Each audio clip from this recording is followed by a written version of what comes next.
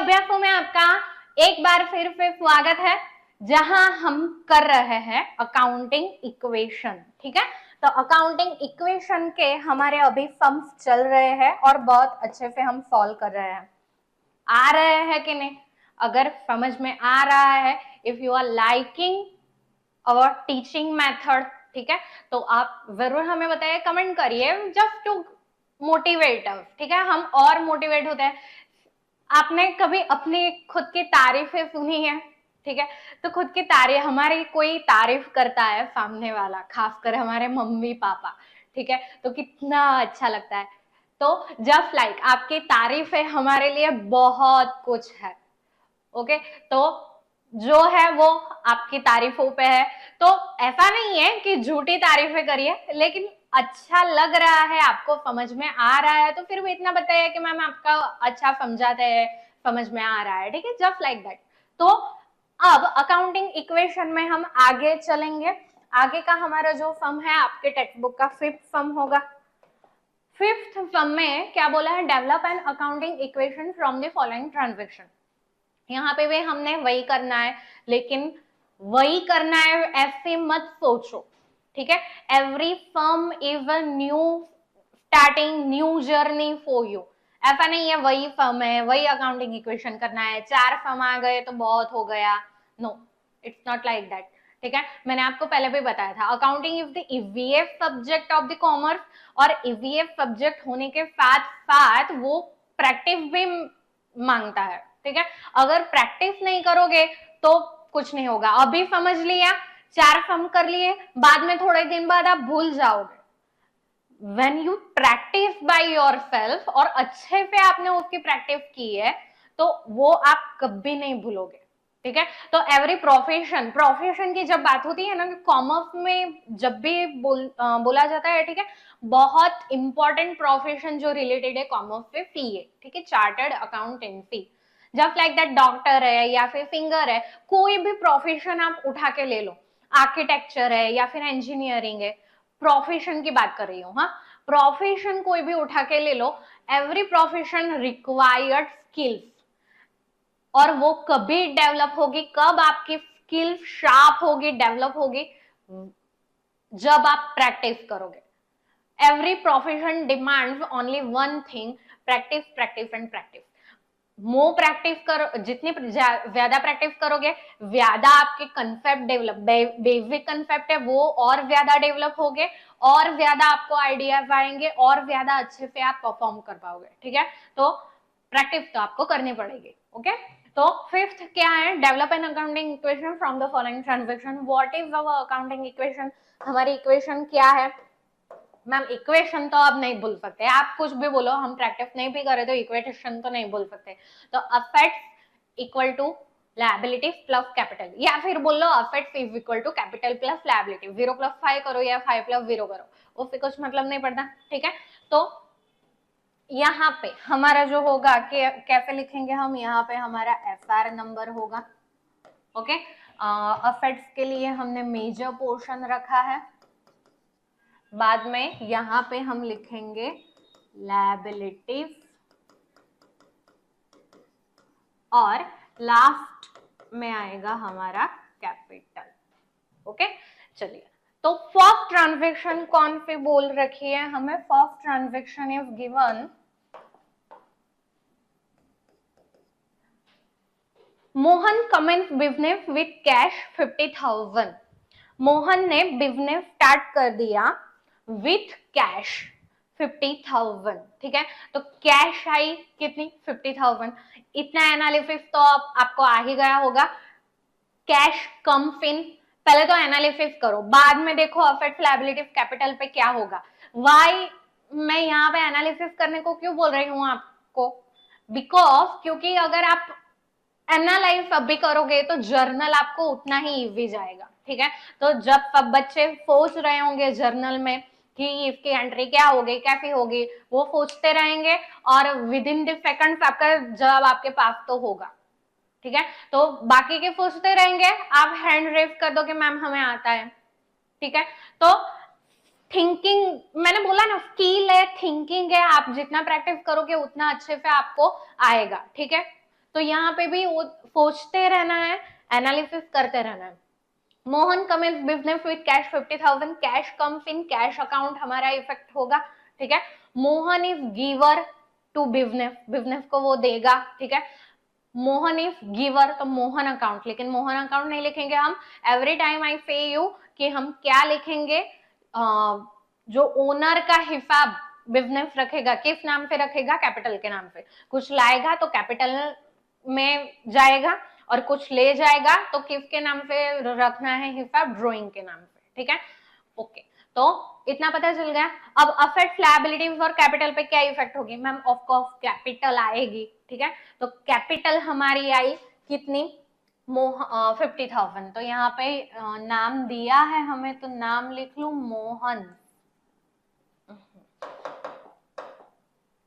Pen अच्छी है, Mohan capital, ठीक है। तो कितनी आएगी यहाँ पे 50,000 रुपीज, ओके।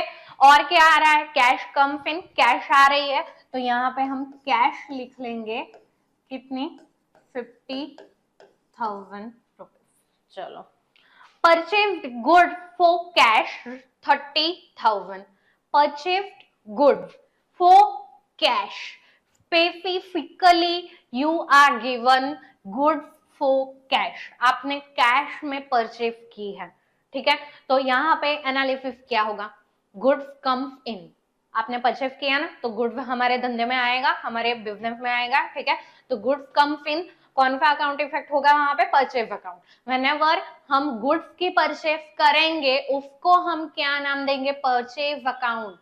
परचेज अकाउंट में किसकी परचेज आती है, ओनली ऑफ गुड्स, ओके, इतना याद है।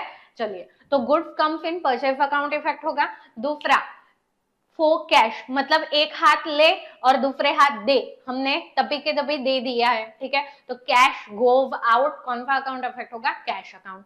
तो यहाँ ही आपके आंसर मिल जाता है कि अफेक्ट लायबिलिटी फॉर कैपिटल पे क्या इफेक्ट होगा।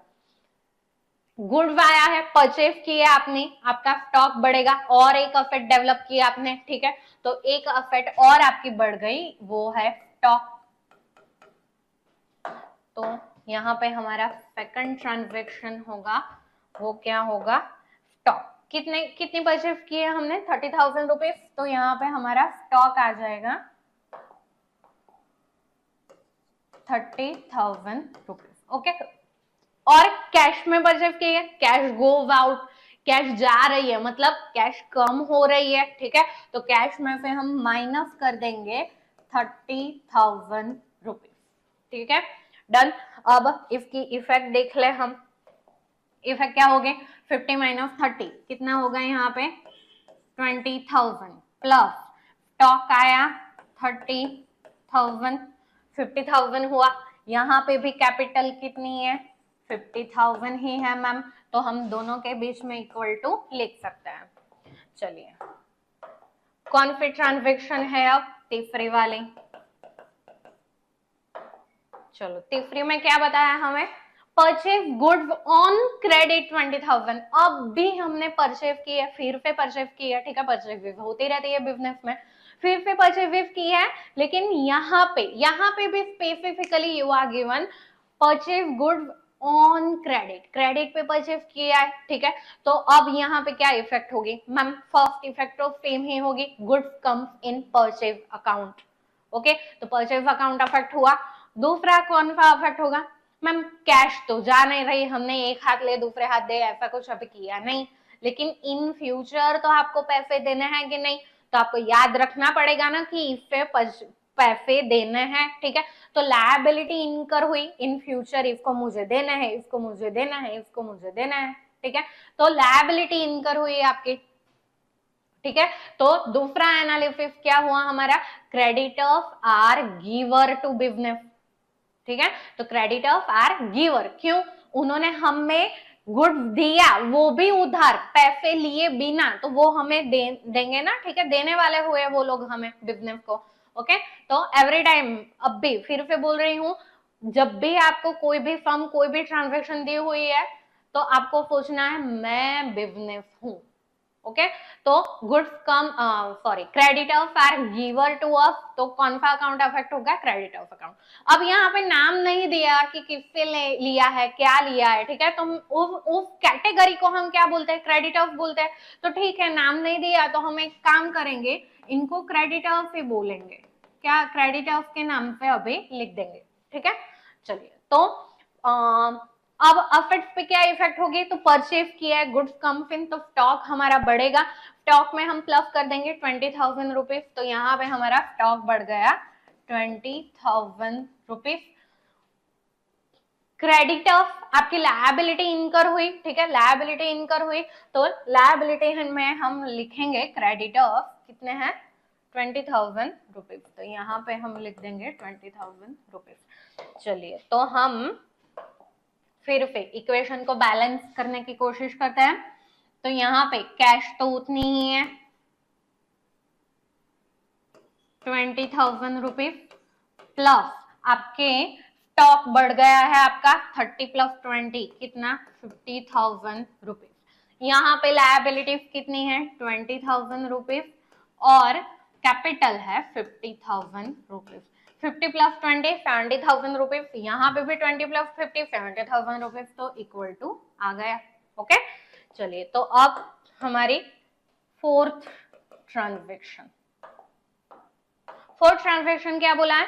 सोल्ड गुड्स कॉस्टिंग 10,000 फॉर 12,000, ठीक है। अब लास्ट सम में आई थिंक थर्ड वाला सम, ठीक है, उसमें लास्ट एक ट्रांजैक्शन हमारी छूट गई थी, भूल गई थी मैम, थोड़ा ध्यान हट गया था, ठीक है, तो कोई बात नहीं, कोई दिक्कत नहीं। वैसे और बहुत हमारे कितने सारे सम है, तो उसमें बहुत सारी वैसे ट्रांजैक्शन आएगी, ठीक है, और सेम वही ट्रांजैक्शन ये है, ठीक है, तो जो छूट गई उसको कुछ लेने की जरूरत नहीं है, ठीक है, ज्यादा लोड। तो यहाँ पे हम देख लेते हैं। Sold goods costing 10,000 for 12,000, sold goods बेचा, कॉस्टिंग 10,000, हमने जो गुड्स 10,000 में लाया था उसे हमने बेचा फॉर 12,000, 12,000 में। हमने लाया था 10,000 में और उसको हमने बेचा 12,000 में, ठीक है। चलो एक काम करते हैं, पहले तो हम अकाउंट्स देख लेते हैं, एनालिसिस कर लेते हैं। कैश है या क्रेडिट ट्रांजैक्शन है? कुछ बोला है? कैश क्रेडिट ट्रांजैक्शन कुछ बोला है? Sold goods costing 10,000 for 12,000, ma'am specifically कुछ नहीं बोला है कैश ट्रांजैक्शन है क्रेडिट ट्रांजैक्शन है, किसी का नाम भी नहीं दिया, तो हम एंटिसिपेट कर ले कि ये क्रेडिट ट्रांजैक्शन होगी, तो दैट मीन्स कुछ नहीं बोला गया है, that means this is a cash transaction, ठीक है। इतना एनालिसिस आ गया है आपको, इतना analysis. If specifically it is said that cash transaction है तो कैश ले लो, specifically if said that credit transaction है क्रेडिट ले लो, ठीक है। चलो, तीसरा कैश ट्रांजैक्शन है क्रेडिट ट्रांजैक्शन है, स्पेसिफिकली कुछ बोला नहीं है मैम, लेकिन हमें नाम दिया गया है कि हमने किससे परचेज किया या फिर किससे सेल किया, ठीक है। तो स्पेसिफिकली तो कैश क्रेडिट बोला नहीं है, लेकिन नाम दिया गया है, that means you are suppose to write that name in your books of account, ठीक है। तो बुक्स ऑफ अकाउंट में हमें नाम लिखना है, दैट मीन्स क्रेडिट ट्रांजैक्शन है। मैंने आपको पिछली बार भी समझाया था कि कब हम किसी का नाम लिखते हैं हमारी बुक्स में, कब हम नाम लिखते हैं, ओके। तो ये 3 स्टेजेस हुए। और फोर्थ, मैम कैश है क्रेडिट है, स्पेसिफिकली कुछ बोला नहीं है, किसी का नाम भी नहीं दिया गया है, दैट मीन्स सिंपली कि वो कैश ट्रांजैक्शन है, ठीक है। We will assume that it is a cash transaction. तो ये भी कैश ट्रांजैक्शन हुई फॉर गुड्स कॉस्टिंग 10,000 फॉर 12,000। अब मुझे बताओ, हमने ये हमारी दुकान है, ठीक है, गुड्स हमने 10,000 में लाया, ये 10,000 में लाया, तो जब आपने लाया माने कि परचेज किया, तो आपने स्टॉक में कितने ऐड किए होंगे? 10,000 ऐड किए या 12,000? मैम कैसी बात कर रहे हो, हमें इतना तो आता है, 10,000 में हमने लाया है ना, तो हमने स्टॉक में 10,000 ही प्लस किए होंगे, ठीक है। चलो, 12,000 में बेचा आपने, 10,000 10,000 में लाया और 12,000 में बेच दिया, 12,000 में बेच दिया। अब 12,000 में बेचा, 12,000 में फेल किया, इसका मतलब कि सामने वाले से आपको कितने पैसे लेने हैं? 12,000 रुपीज, है कि नहीं? जितने में बेचोगे उतने तो सामने वाले से पैसे लोगे। ओके, तो that is the simple logic. अब सोचो, एनालिसिस सोचो, कैश ट्रांजैक्शन है, cash comes in cash account, तो कैश में हम ऐड कर देंगे, ठीक है। और फेल है तो गुड गोज आउट, फेल करोगे तो सामने वाले को गुड्स तो दोगे, तो बिजनेस में से ऐसे जा रहा है। देखो, सोचना है दिमाग में, जितना विजुअलाइज करोगे ना उतना क्लियर होता जाएगा, ठीक है। तो गुड गोज आउट, हमारा स्टॉक कम हो जाएगा, तो स्टॉक में से हम क्या कर देंगे? माइनस कर देंगे। अब सोचो कि कितना ऐड करना है और कितना माइनस करना है। पहले कैश का देख ले, तो हमने अभी देखा कि हमने 12,000 में बेचा था, तो ऑफकोर्स सामने वाले से हम 12,000 रुपए लेंगे, तो हमारे पास कैश कितनी आएंगी? 12,000 रुपीज। तो कैश में हम यहाँ पे ऐड कर देंगे 12,000 रुपीज। ओके, सेकंड इफेक्ट क्या है? गुड्स गोज आउट, स्टॉक हमारा कम होगा, स्टॉक कम होगा। अब स्टॉक में हमने कितने रिकॉर्ड किए थे? स्टॉक में हमने मैम 10,000 रिकॉर्ड किए थे, तो ऑफकोर्स हम स्टॉक में से कितने माइनस करेंगे? 10,000 माइनस करेंगे। तो स्टॉक में से हमने माइनस कर लेना है 10,000 रुपीज। कुछ अनबैलेंस नहीं लग रहा है? कुछ छूट रहा है ऐसा कुछ लग रहा है? फेल ट्रांजैक्शन है, ठीक है। 10,000 में लिया, 12,000 में बेचा, 2,000 रुपीज का क्या हुआ? आपका प्रॉफिट जनरेट हुआ। और जब भी प्रॉफिट जनरेट होता है, पहले भी हमने ये समझ चुका है, ठीक है, पूरा, कि कब कब हमारा प्रॉफिट बढ़ता है और कब कब हमारा प्रॉफिट कम होता है या फिर लॉस होता है, ठीक है। तो जब भी प्रॉफिट हमारा जनरेट होगा तब भी तब हमारी कैपिटल में क्या होगा? एडिशन होगा, कैपिटल हमारी बढ़ेगी, ठीक है। तो 2,000 का यहाँ पे प्रॉफिट हुआ, तो 2,000 हमारी कैपिटल बढ़ जाएगी, तो कैपिटल में हम लिखेंगे यहाँ पे 2,000 रुपीज। क्या करेंगे? ऐड करेंगे, ऑफकोर्स प्रॉफिट बढ़ा है ना, तो ऐड करेंगे, ठीक है। तो फिर से इक्वेशन बैलेंस हो रहा है कि नहीं, चेक कर लो। 20,000 कैश थी हमारे पास और 12,000 आ गई, 32,000, ठीक है, प्लस स्टॉक 50,000 माइनस 10,000 कितना हो गया? 40,000। तो यहाँ पे 72,000 हो गया। इफ साइड देखो, लायबिलिटीज हमारी कितनी है? 20,000, और इफ साइड 50,000 हमारी कैपिटल थी, प्लस 2,000 प्रॉफिट हुआ, 52,000 हमारी हुई total capital. 52,000 plus 20,000, 72,000। It if balance, ठीक है, तो इसमें हम यहाँ पे रख देंगे इक्वल टू। चलो, तो हम आगे हमारी जो ट्रांजैक्शन है दैट इज फिफ्थ ट्रांजैक्शन। क्या बोला गया? Bought furniture on credit 2,000। Furniture हमने परचेज किया है ऑन क्रेडिट, स्पेसिफिकली आपको बोला गया है कि हमने क्रेडिट ट्रांजैक्शन किया है ₹4,2,000। अब एनालिसिस करो इसका। फर्नीचर परचेज किया, that means furniture comes in आपके बिजनेस में। परचेज किया है सिंपली, आप दुकान में से बिजनेस में लेके आओगे ना, तो फर्नीचर कम्स इन, कौन सा अकाउंट अफेक्ट होगा यहाँ पे?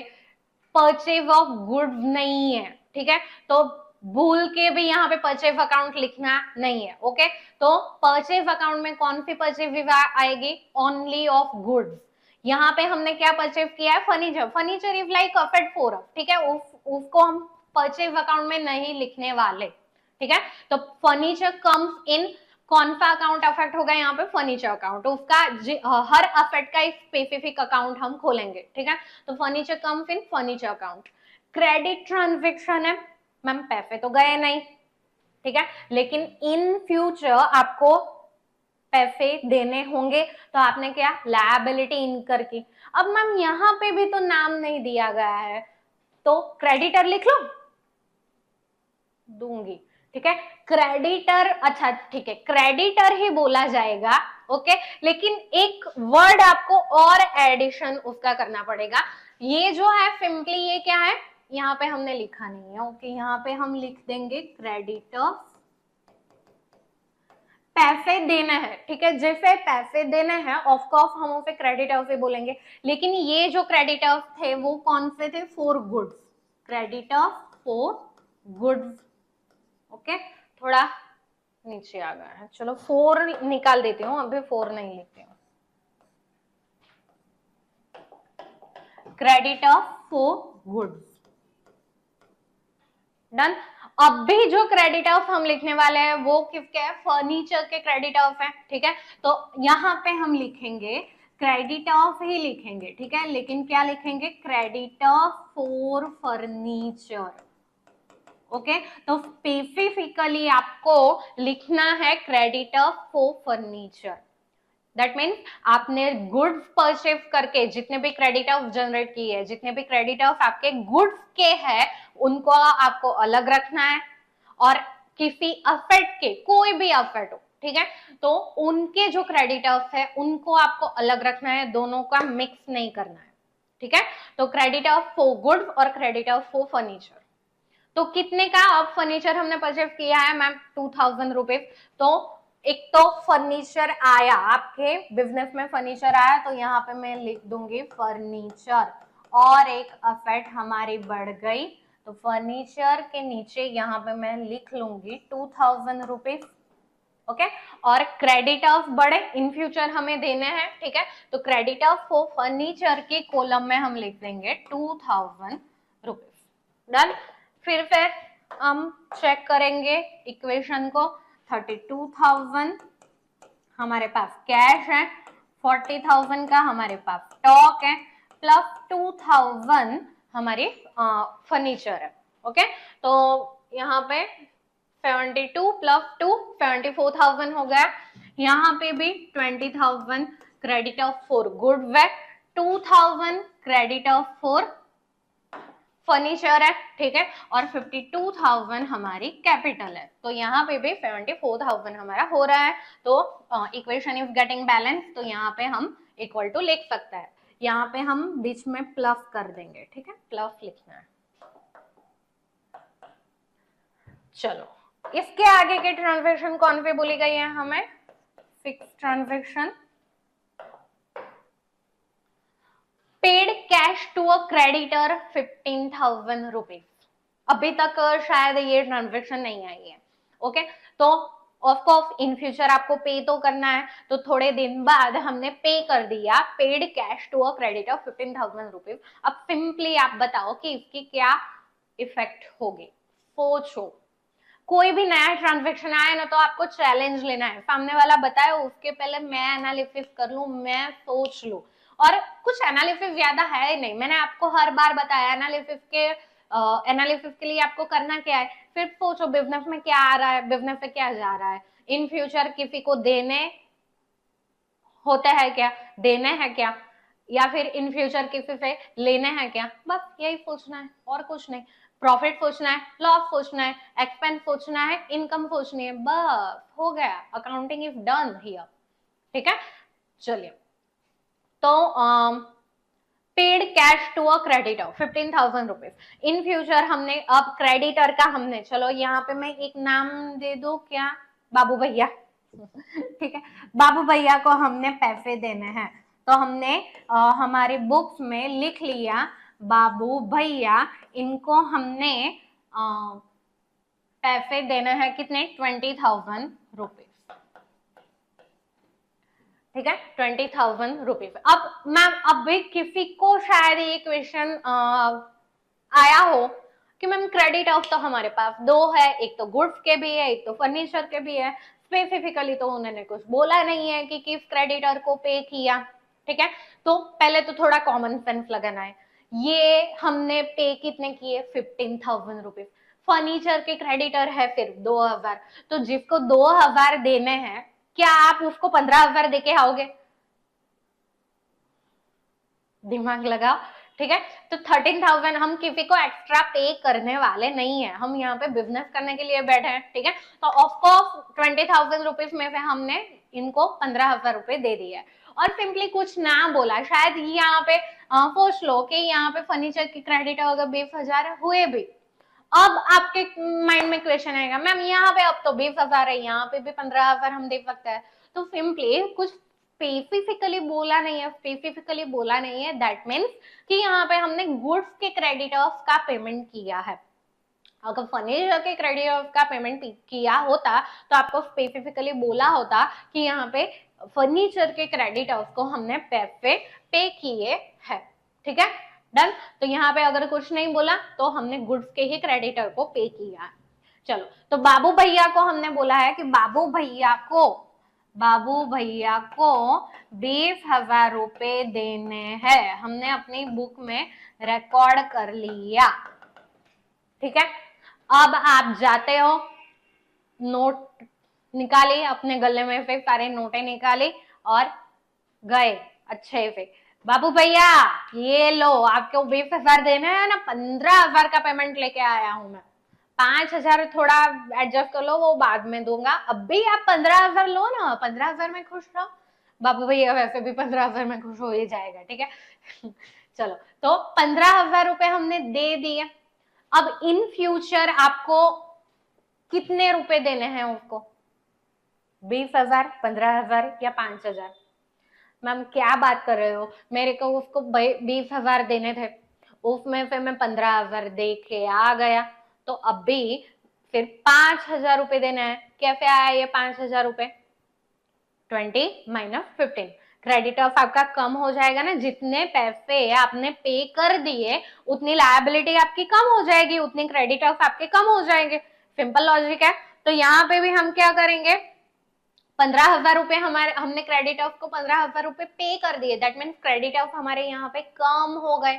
एनालिसिस सोचो क्या हो गया, क्रेडिट ऑफ आर रिसीवर, पैसे हम देंगे, ठीक है, पैसे पैसे पैसे पैसे कहाँ है, ओके तो एज्यूम ये पैसे है, ठीक है, हम 15,000 रुपए, ओके मार्कर नहीं है ना ये, 15,000 रुपए एज्यूम कर लो ये फिर, ठीक है। अब ये आपके गले में से, आपके बिजनेस में से जा रहे, देखो ये पैसे गए, ठीक है, और गए तो गए, लेकिन सोचो आप बिजनेस हो, सामने क्रेडिट ऑफ है, आप दे रहे हो, तो सामने वाला ले रहा है ना, credit of are receiver here, ठीक है। तो क्रेडिट ऑफ जब भी हमें गुड्स देते हैं तो दे आर गिवर, यहाँ पे अब वो पैसे ले रहे हैं तो दे आर रिसीवर, सिंपल सी बात है, जो ले रहा है वो रिसीवर हो जाएगा, जो दे रहा है वो गिवर हो जाएगा। हमने बिजनेस के पर्सपेक्टिव से सोचना है, हम बिजनेस है तो सामने वाला हमारे पॉइंट ऑफ व्यू से रिसीवर है, ठीक है। तो credit of are receiver, credit of account affect होगा। दूसरा कौन सा अकाउंट अफेक्ट होगा ma'am, cash goes out, cash account affect होगा, इतना तो हमें आता है, ओके। तो चलो क्रेडिट ऑफ में पे हम क्या कर देंगे, माइनस कर देंगे, कितने क्रेडिट ऑफ 15,000 रुपीज, तो क्रेडिट ऑफ में पे हम माइनस कर देंगे 15,000 रुपीज।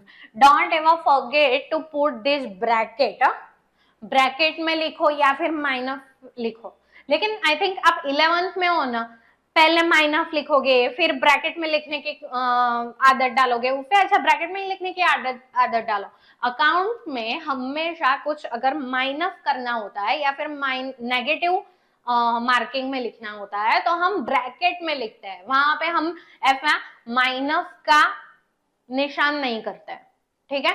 तो माइनस, अभी आप लिखोगे -15 -15 -15, बाद में फिर आपको बोला जाएगा कि अब माइनस नहीं करना है, अब माइनस का अब आप छोड़ दो, माइनस का मोह आप छोड़ दो, अब आपको ब्रैकेट में लिखना है, तो वो फिर पे और नई आदत डालो, उससे अच्छा पहले से ये आदत लगाओ, ठीक है। तो 15,000 रुपए माइनस करो, क्रेडिट ऑफ में से माइनस होंगे 15,000 रुपए और कैश में से माइनस होंगे 15,000 रुपए। हमारी कैश कहाँ है, ये रही 15,000 रुपए। चलो तो फिर से इक्वेशन हम बैलेंस करेंगे, 32 माइनस 15 कितना रहेगा, 17,000 रुपए। चलो और यहाँ पे हमारे पास क्या है, 40,000 का ये क्या है, स्टॉक है क्या, हाँ स्टॉक है, 2,000 रुपए का फर्नीचर है, ठीक है। और 20,000 माइनस 15,000 कितने रह गए, 5,000 अब हमें इन फ्यूचर देना है, ओके। 2,000 यहाँ पे वेंडर फॉर फर्नीचर है और 52,000 हमारी कैपिटल है। करो 52 प्लस 5 59 हो गया, ओके। और यहाँ पे 40 प्लस 10 50 प्लस 9 59,000, ठीक है। तो यहाँ पे हम इक्वल टू रख देंगे। डन। और आगे ट्रांजैक्शन है क्या? चलो लास्ट ट्रांजैक्शन हमारी बची है, देख लेते हैं। क्या बोला गया है? Salary paid 1000। सिंपल सा है। जब लाइक हमने आगे एक सम में देखा था, रेंट पेड, यहाँ पे सैलरी पेड। कोई भी सिर्फ एक्सपेंस का नाम बदला जाएगा, सबकी इफेक्ट सेम ही होगी। Cash goes out, cash account affect होगा। एक्सपेंसिव इनकर्ड ना, तो वो एक्सपेंस अकाउंट अफेक्ट होगा। अब यहाँ पे हम हमारी इक्वेशन पे क्या असर होगी वो देखते हैं। तो सबसे पहले तो कैश गोज आउट, ओके। तो कैश जा रही है तो 1000 रुपए कैश जाएगी, तो कैश में पे हम माइनस कर लेंगे 1000 रुपीज, इतना आ गया।